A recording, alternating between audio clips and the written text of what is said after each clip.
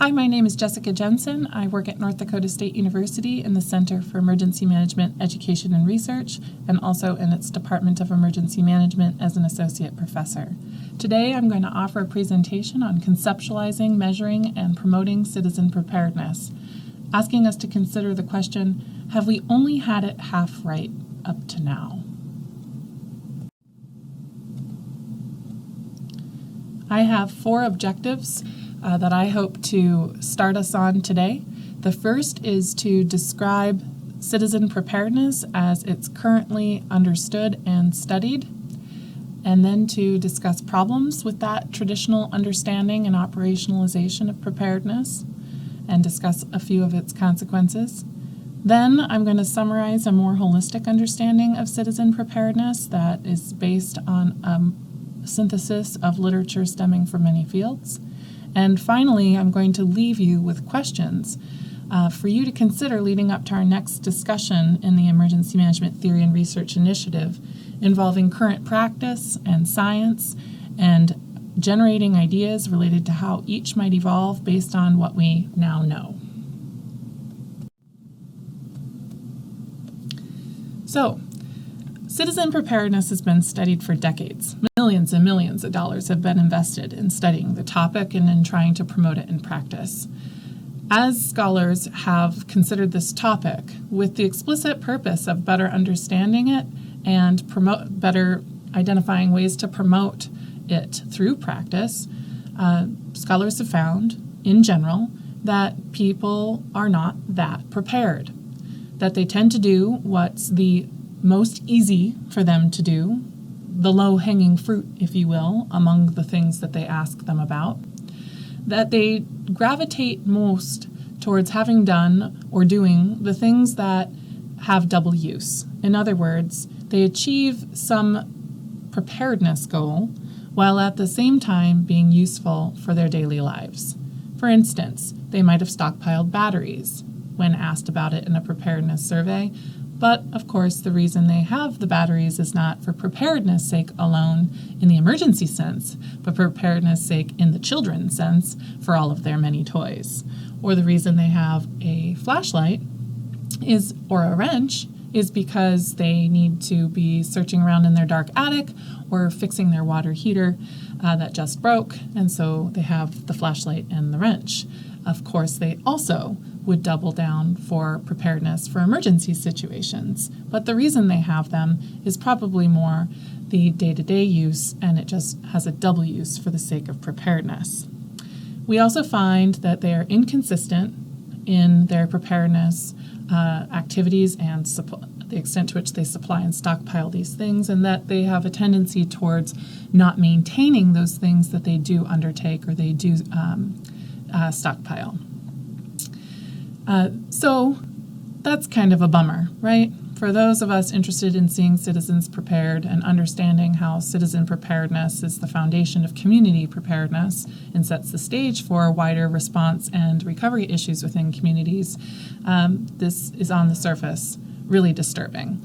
All the more disturbing is that as scholars have tried to figure out explanations for that low preparedness, they have inconsistent results.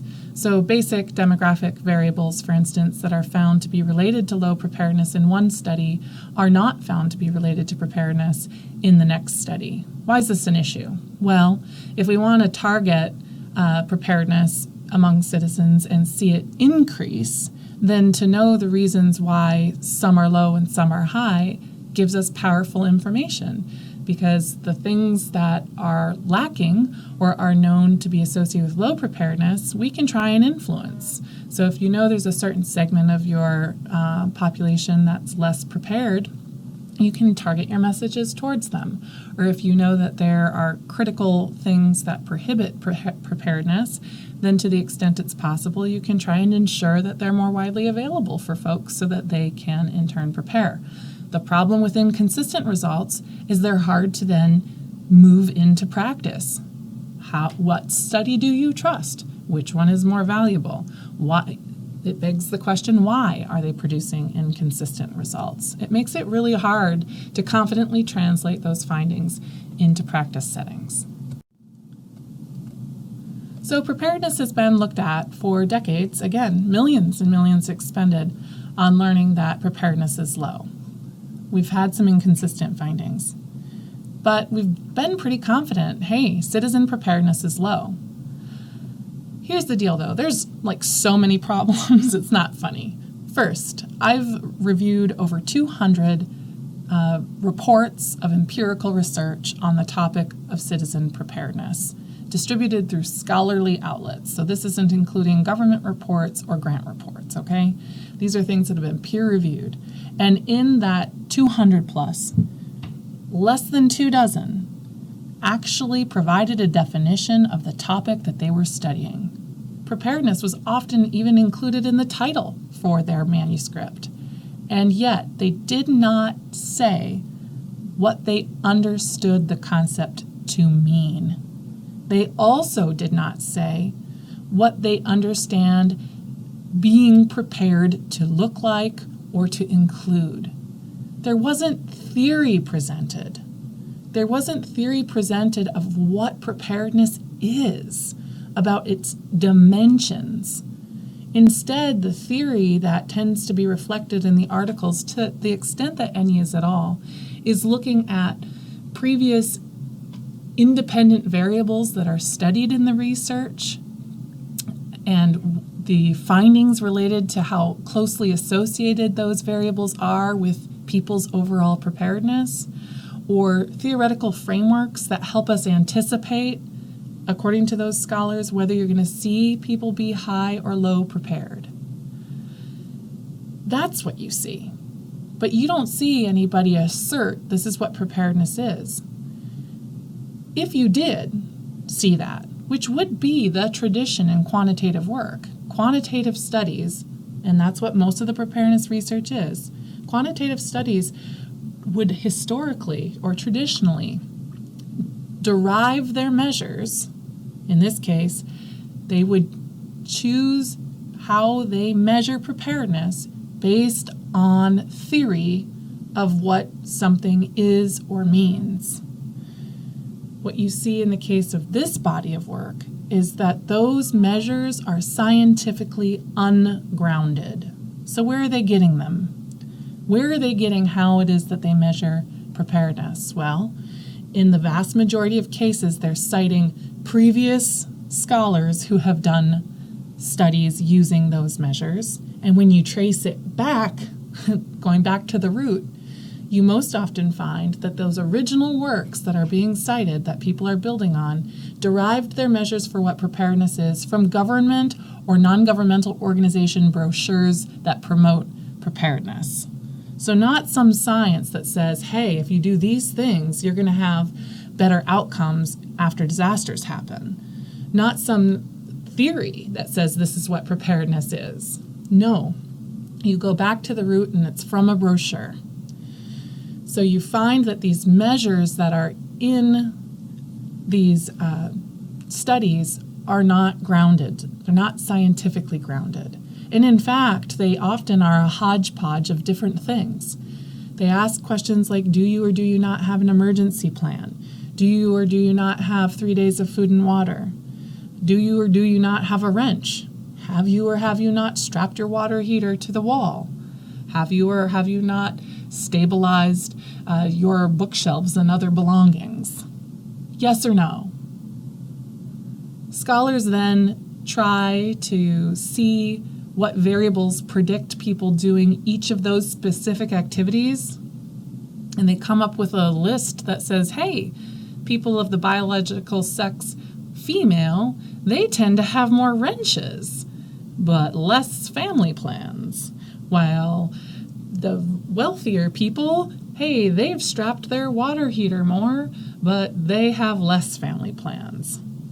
When scholars do that and they look at these different measures of preparedness independent of one another, it drives me nuts. I don't even know how you're supposed to interpret those findings. And it's exacerbated by the fact that studies find different results for those variables, like I already mentioned. Another common way that they measure preparedness is by plopping a bunch of these things, like the examples I offered you, into a big list. And they ask people, yes, no. Do you have it? Have you done it for a bunch of things? Let's say 12 things. And then they provide a sum score for each person. So person X has 5, person Y has 12, person Z has 8, and then they run all those variables and try and predict what, or help us understand what drives the difference between the person who has done 5 and the person who has done 12. There's all kinds of issues here, folks. I don't know that the person who has done 8 but hasn't done the food and water and doesn't have the family plan, are they really more prepared than the person who gets to 5 by virtue of just having done the low-hanging fruit like the wrench and the batteries and the first aid kit? Are those things all really equal? Are they all really 1 + 1 + 1? Moreover, if a person has done all the things on these traditional lists, let's say a list of 12, if I've done 12 out of 12, am I prepared? In the absence of theory here, in the absence of theory of what preparedness means, I would love to debate anyone who can tell me and defend, well, that those lists, and having done all of them, actually is being a prepared person, much less having done more of them and less of others makes someone more or less prepared. It just doesn't make sense. Moreover, if you look at those lists and you're trying to understand from looking at how they're measuring preparedness what it means, you find that it's really not clear whether they're trying to measure people's readiness for response or for recovery, or both.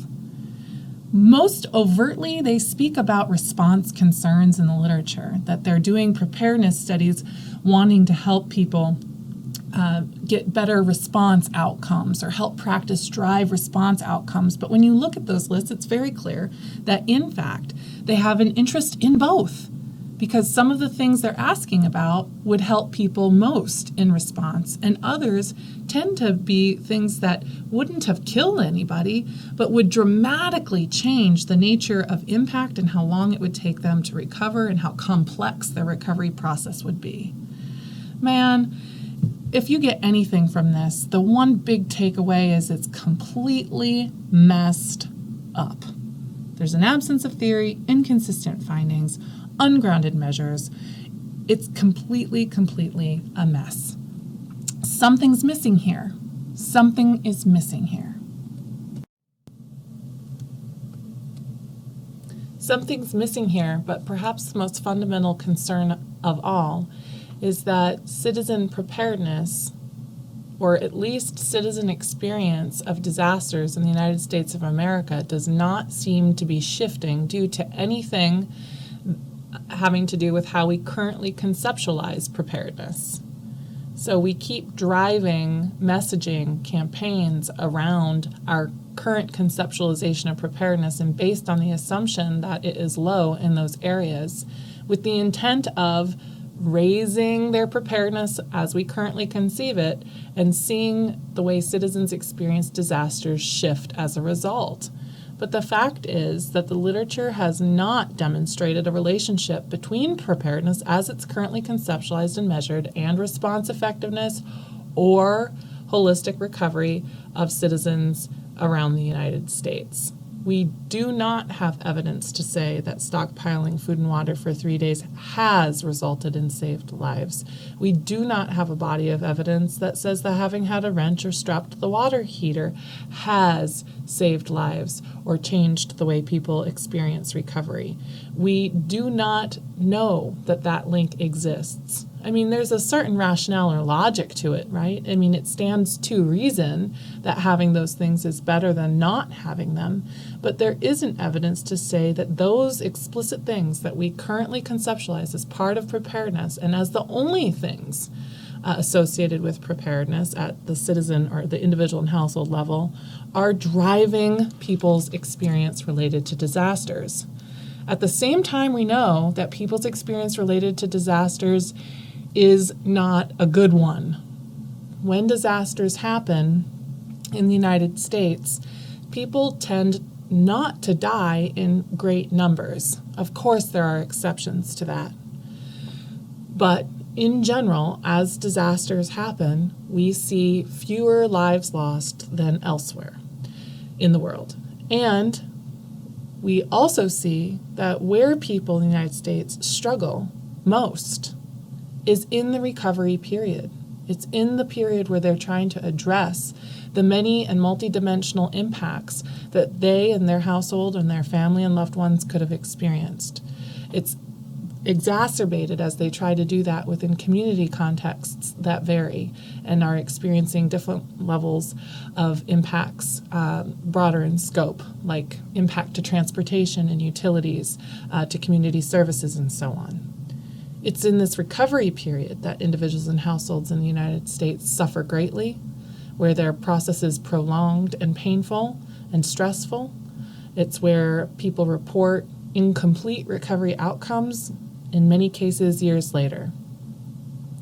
And yet, again, going back to how preparedness is currently conceptualized in the United States, we do not conceptualize overtly our preparedness work in the context of recovery very often at all. But that's where the problems are.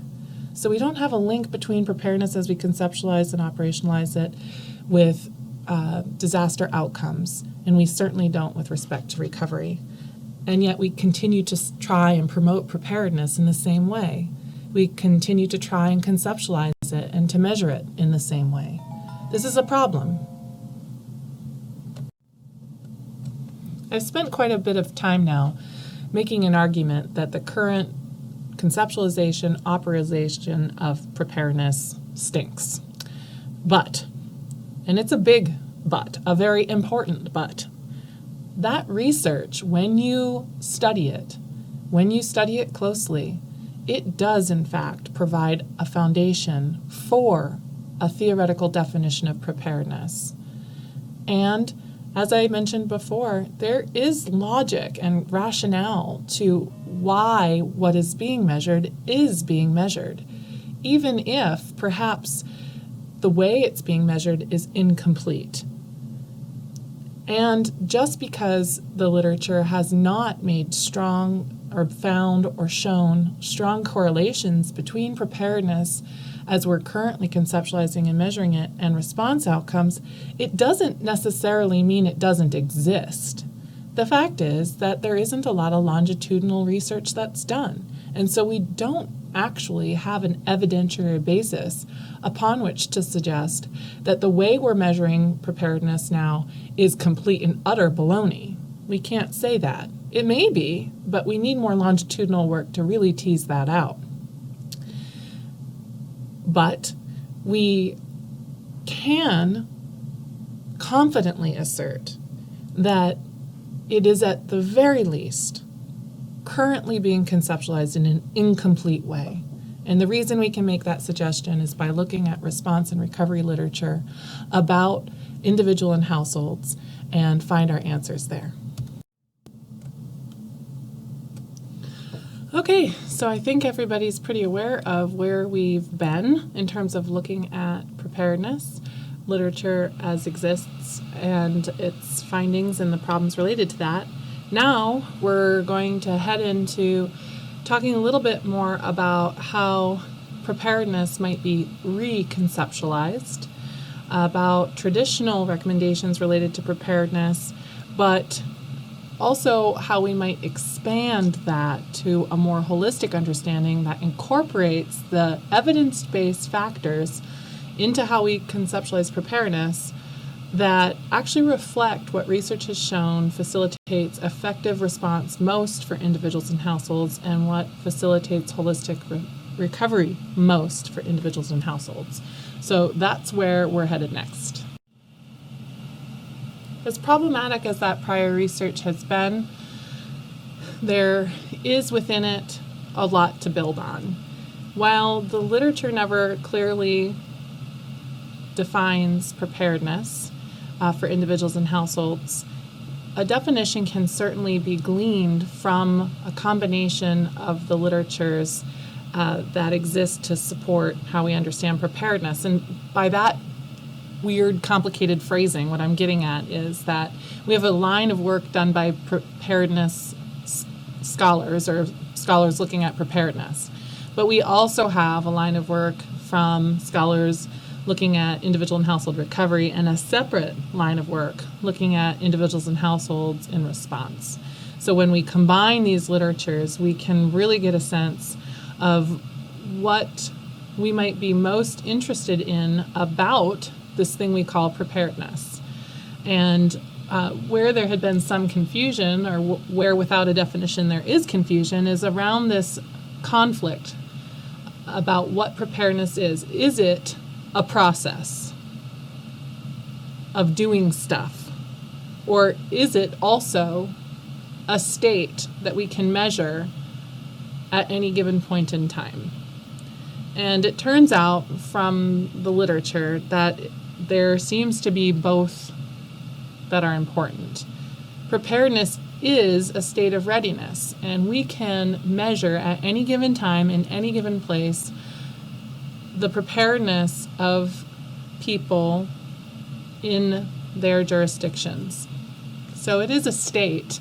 At any given point in time, I am more or less ready. And it seems from the literature, again, that preparedness needs to be explicitly oriented towards both response and recovery. And while it might be implied, it's never really been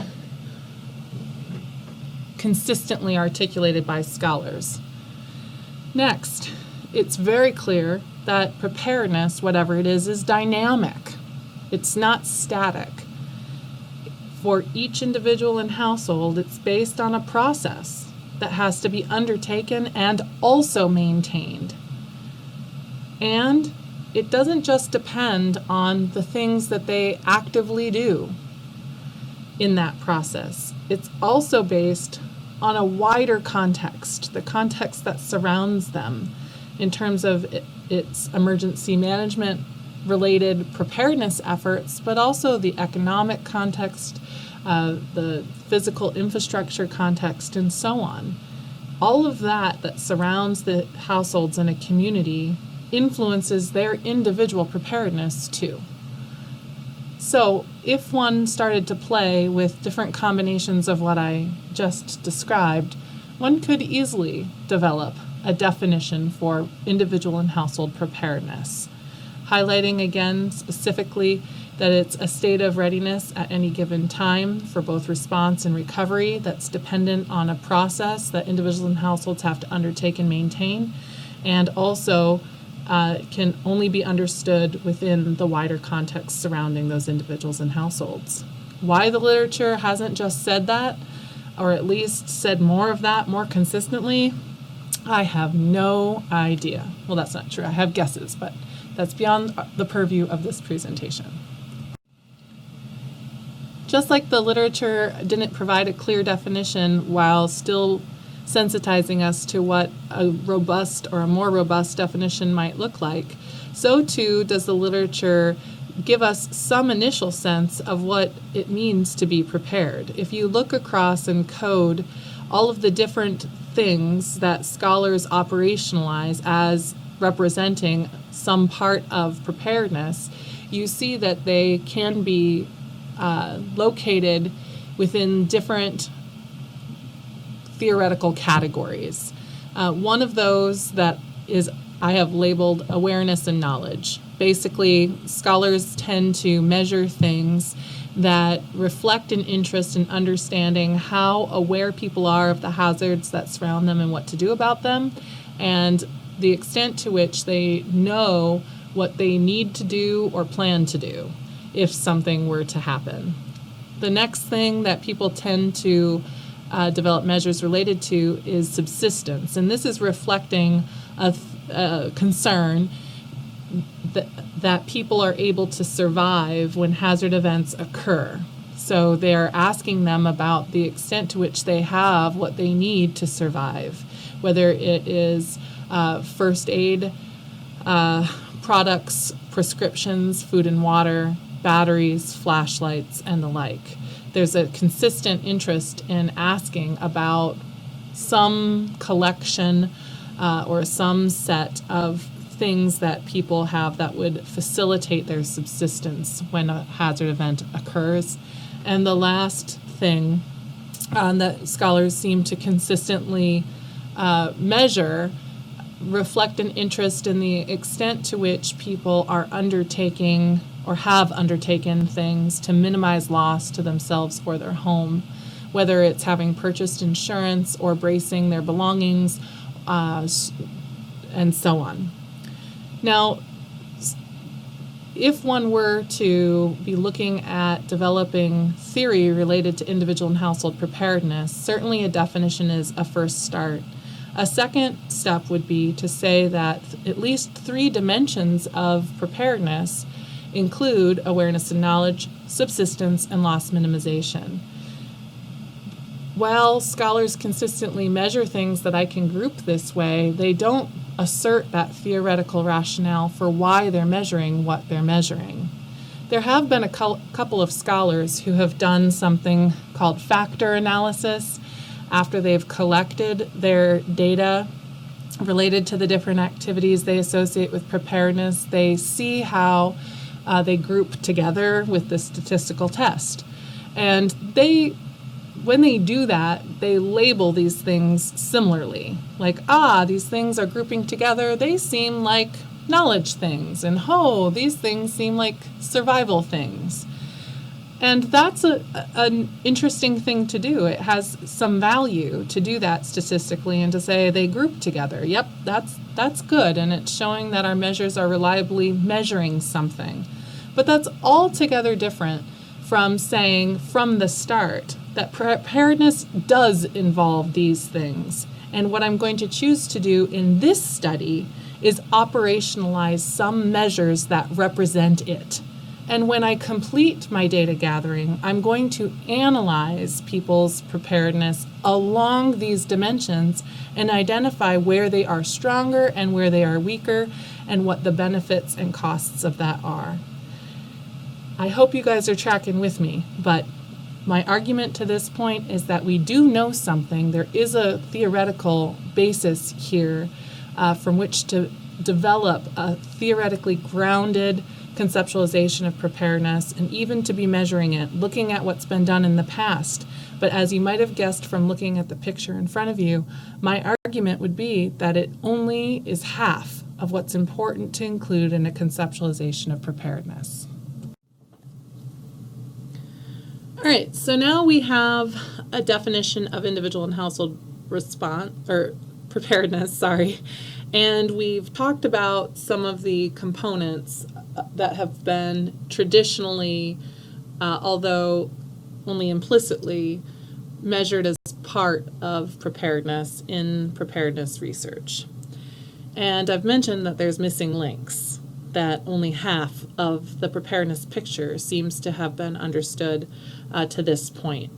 And now I'm going to trace for you the basis upon which I make that claim. And I'm going to introduce to you what I think those missing components are, that taken together with those traditional dimensions of awareness, knowledge, and subsistence and loss minimization would provide us really a more holistic understanding of preparedness and a better theoretically grounded way that we could use to study the topic and promote practice.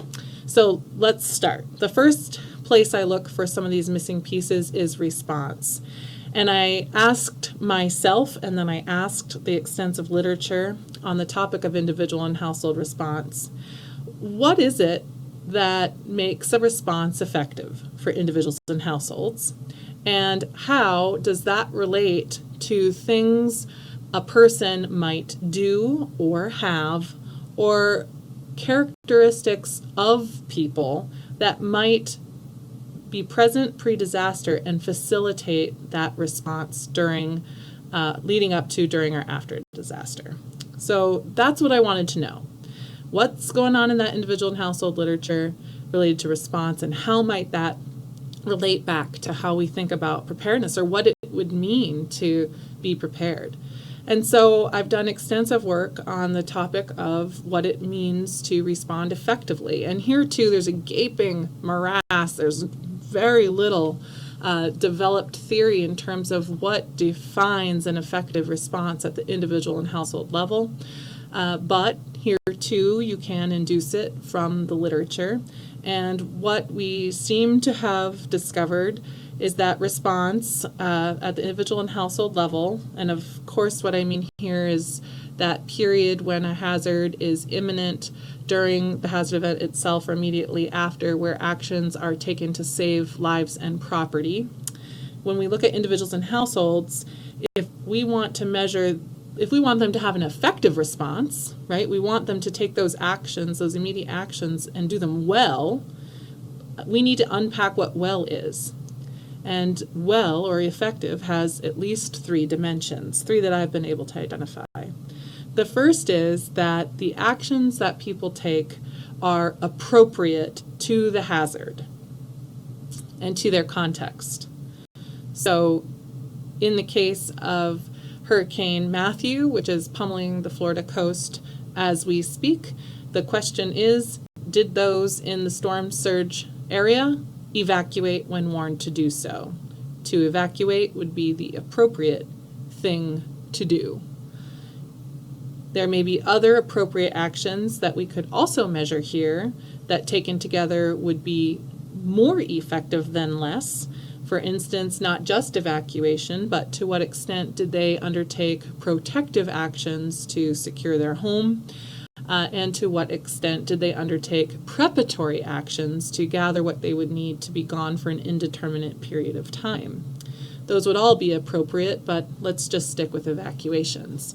So the first thing is we want them to have done appropriate things, but we also want them to have done them accurately. We want them to have, in this one example, evacuated away from the hazard, not just evacuated from their home and gone to another home in the danger zone, the home of a neighbor, a friend. That would be the appropriate action, but they would have not done it well. It would have been an inaccurate action. And finally, we want them to do it efficiently. You could make the decision to undertake the appropriate action and do it well, but too late. So Hurricane Matthew has started pummeling your area, and it is then that you decide to try and evacuate. You have done the appropriate action, you are doing it accurately, but you are not doing it efficiently. And if we want to see lives saved and property saved in the immediate imminent period during and after a hazard event, then we want those actions to be appropriate, accurate, and efficient. So even in the absence of having had an articulated definition for effective response and identifying its characteristics, research has nevertheless been operating with some sort of similar definition in the background.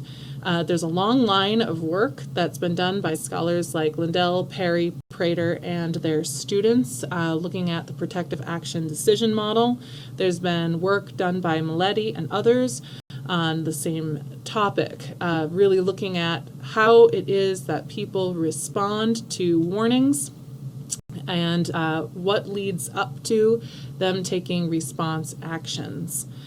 And what they've generally discovered is that people get a warning or a cue, they have to mill and observe, they think and decide, are there impediments there, facilitators in the environment, yes or no, and then based on all of that comes before, they make a decision to act, to respond in one direction or another. So, we know the process that people have to go through to get to effective response. Let's focus for a second on that part of the research that begins with people needing to receive a warning or a cue and the findings related to that. This is a pretty big body of work that's looked at the warning or the cue part, and I'm really generalizing here for our purposes, but that literature generally says that the more simple and consistent, the more times and the more ways that people receive a warning or a cue, the more likely they are to act. So simple, consistent messages, many times, many ways, the more likely they are to act. As they're receiving those messages, people need to mill about and talk with one another, and they observe others seeking to confirm the information that they have received via warning or cue. And that's what they're going to base their thinking and decisions on, is a dual, well, it's more than a dual, but it's going to be a combination of not just the warning and the cues and the channels, the simplicity, the consistency of the messages, the many different ways they're getting it, but also it must combine with the social dimension of them seeking to confirm what they're learning from other people. It's a social process. The research makes that really clear. And then we look at, after a thinking and decision, this fact that the research shows that impediments in the environment can really stymie even their best of intentions, where they've made a decision to do an appropriate action, but impediments prevent them from doing so, such as not having access to transportation or the support required for them to move out of the hazard environment. That's what needs to happen for people to respond and to get to those actions that we want them to take. They've got to mill about, they've got to receive the message many ways, and the research is really, really consistent.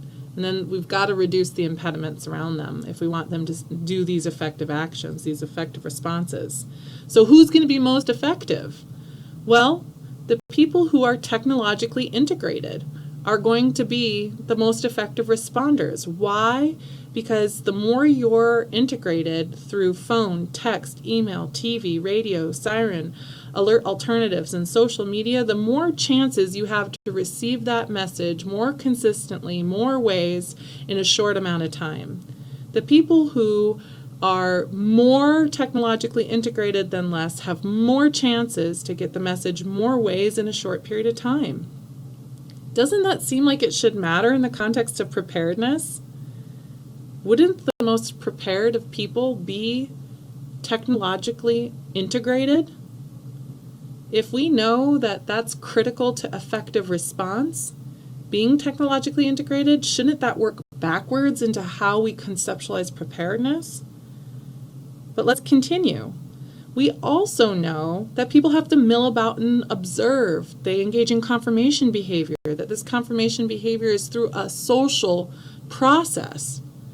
Well, if confirmation behavior is really important and it's a social process, then won't the most effective people, the ones who get fastest to the appropriate, efficient, accurate action, be the ones who are socially integrated? The ones who have more different social points or nodes in their social network upon which to draw or to connect with in a fast period of time so that they can confirm what they're learning and be done with it and get faster to that thinking, deciding stage. If the socially integrated, it stands to reason, are going to be the ones that are going to be able to engage in that social process the quickest.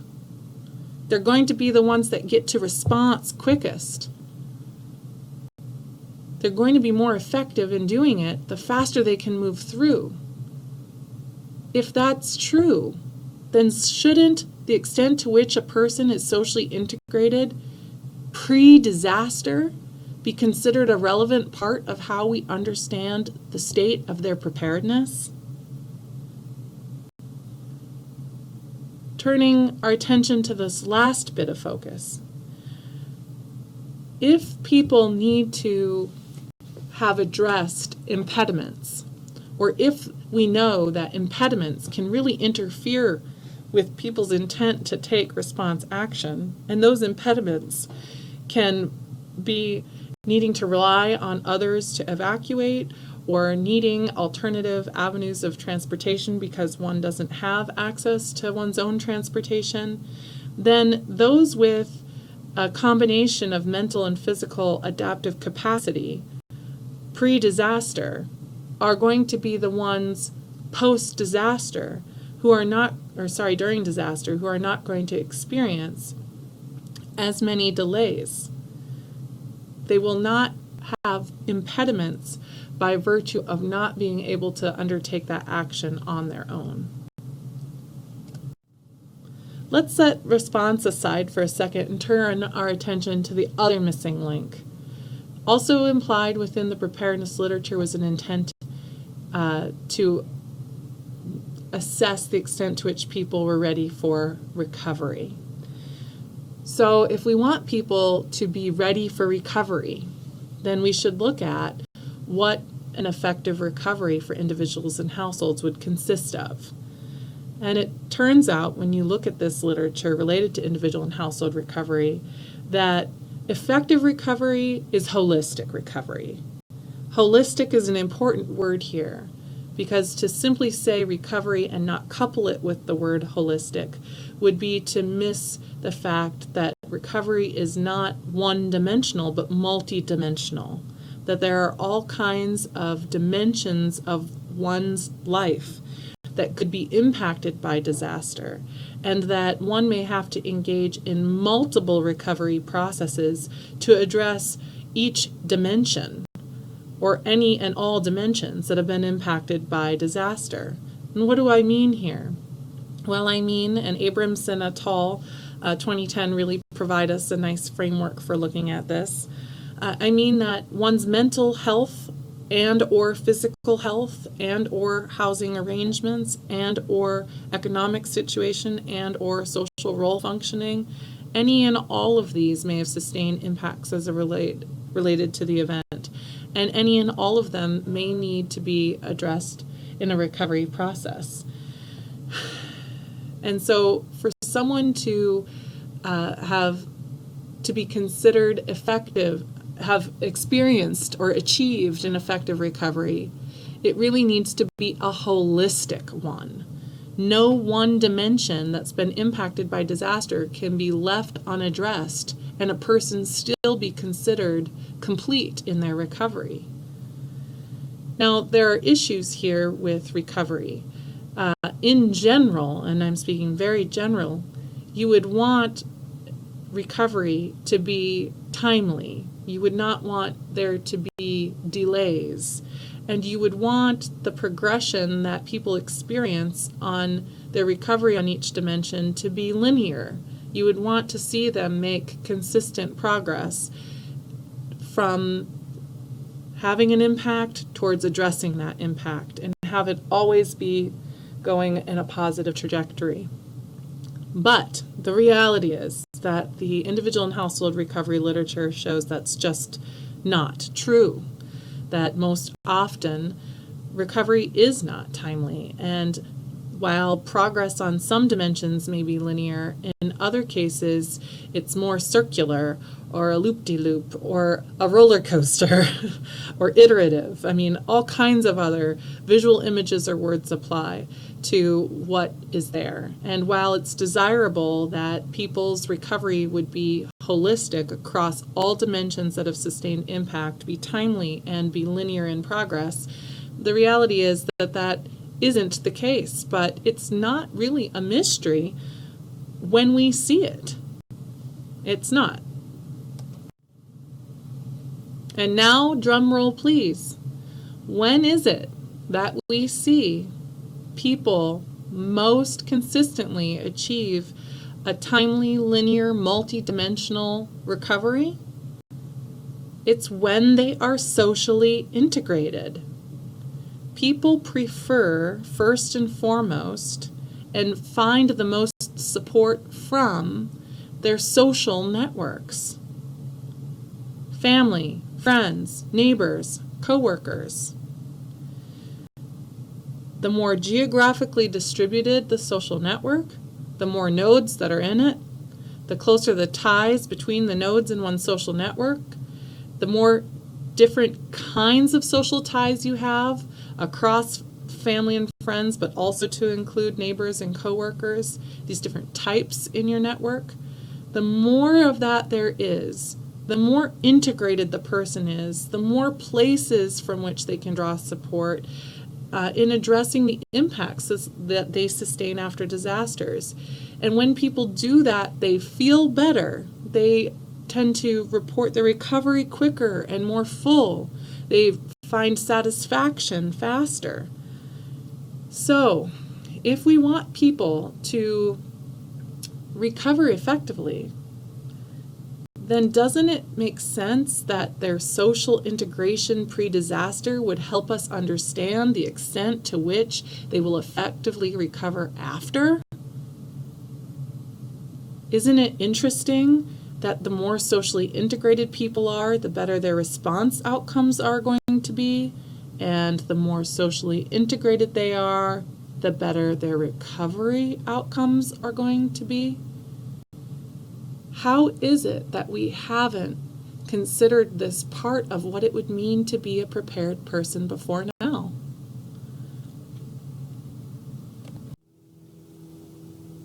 It's not just the socially integrated who fare the best in the recovery process and response, frankly. It's also those with mental and physical adaptive capacity.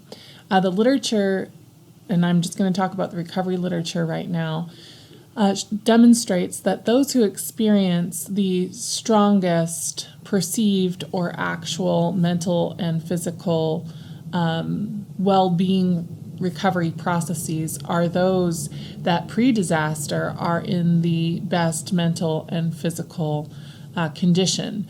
And of course, this is relevant in conjunction with the sources of support that they have access to and some of the characteristics related to that, like their social network, for instance, and the amount and types of impact that they experienced. But controlling for that for a moment, there is strong evidence that people's mental and physical issues, or lack thereof, pre-disaster really help us anticipate the kind of recovery process and outcomes that they are going to perceive or actually demonstrate.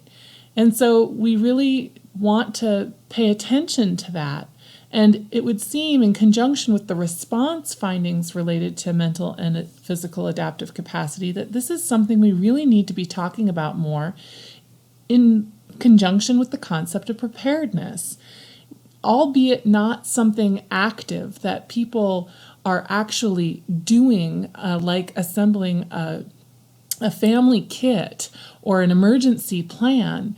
This too, this passive component of who they are and their state pre-disaster helps us understand their outcomes during and post-disaster.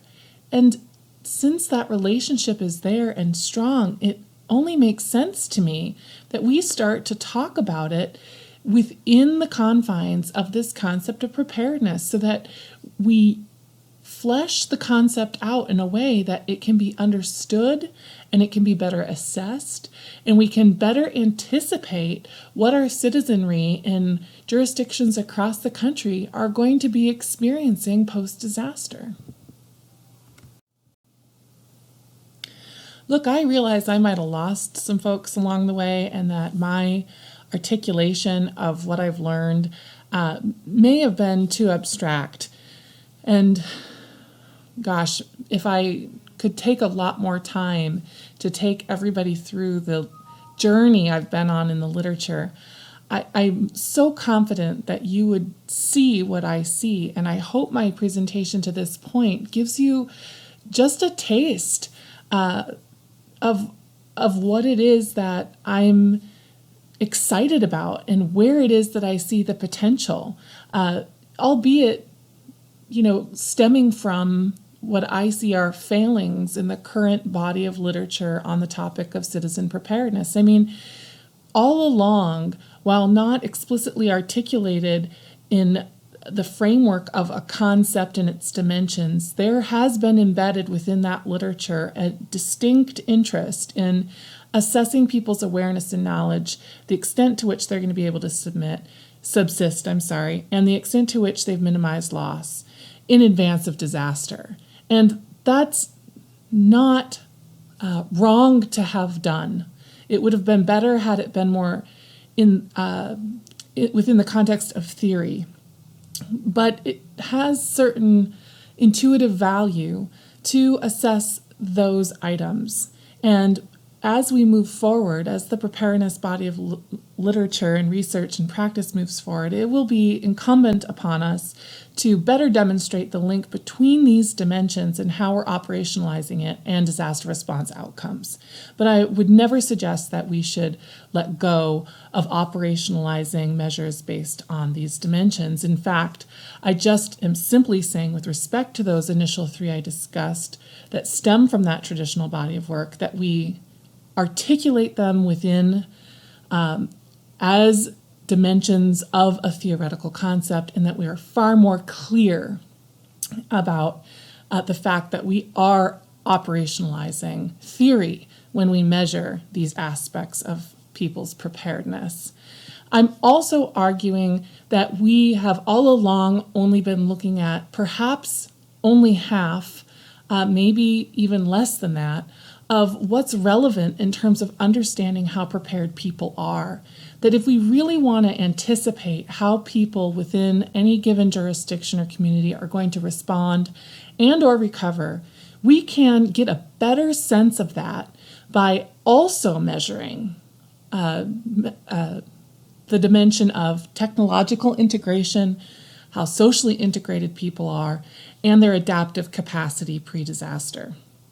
We really can get a more holistic understanding of where people are at by operationalizing preparedness as all 6 of these dimensions, measuring them individually, and still being able to develop a relative sense of how prepared people are one to the next by summing, as has been tradition within the preparedness body of work.